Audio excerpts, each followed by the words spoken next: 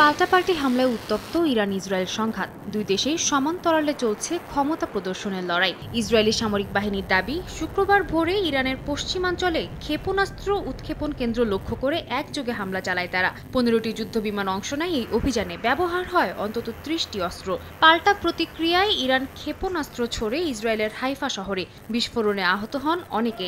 একই দিন ইরানের রাষ্ট্রীয় টেলিভিশনে ইসরায়েলের উদ্দেশ্যে দেশটির রেভলিউশনারি গার্ড কর্পসের একটি ক্ষেপণাস্ত্র উৎক্ষেপণের ভিডিও প্রকাশ করা হয়। তেল আবিবের কাছে অবস্থিত ওয়েজম্যান ইনস্টিটিউট সহ একাধিক স্থাপনায় বিস্ফোরণ ঘটায় ইরানি ক্ষেপণাস্ত্র।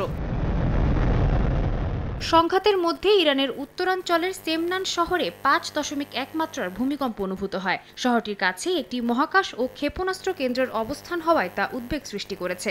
ভূতাত্ত্বিক ও রাজনৈতিক দুই দিক থেকেই অঞ্চলটি গুরুত্বপূর্ণ বলে দাবি গণমাধ্যমের।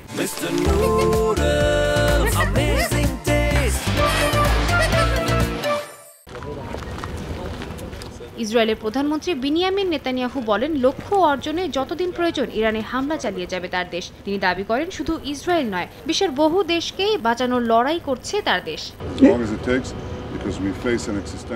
20,000 ক্ষেপণাস্ত্র এবং একটি উন্মাদ শাসক গোষ্ঠীর পারমাণবিক বোমার হুমকি, এটা ইসরায়েলের অস্তিত্বের সংকট। যতদিন লাগবে ততদিন লড়ব। একই সঙ্গে ইসরায়েলের পররাষ্ট্রমন্ত্রী গিডিয়ন সার হাইফায় সংবাদ সম্মেলনে বলেন, তারা ইরানকে বিশ্বাস করেন না। তার দাবি, ইরান কখনো আন্তরিকভাবে আলোচনা করে না।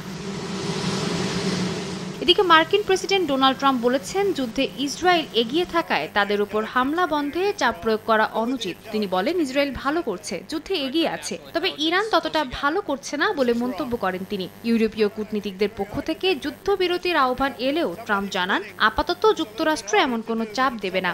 একই সঙ্গে প্রেসিডেন্ট ট্রাম্প তার গোয়েন্দা সংস্থার মূল্যায়ন প্রত্যাখ্যান করেন। গোয়েন্দা প্রধান তুলসি গ্যাবার্ডের বরাতে বলা হয়, ইরান পারমাণবিক অস্ত্র তৈরি করছে এমন কোনো প্রমাণ মেলেনি, কিন্তু ট্রাম্প এই মূল্যায়নকে নাকচ করে দেন। এদিকে যুক্তরাষ্ট্র যুদ্ধে জড়াবে কিনা সে বিষয়ে সিদ্ধান্ত নেওয়ার আগেই ইরানকে 2 সপ্তাহের সময় দিয়েছেন মার্কিন president Donald Trump.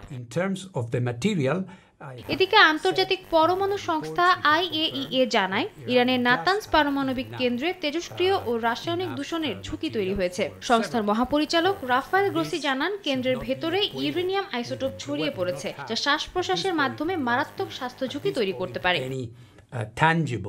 Sadia Tasnim, সময় সংবাদ।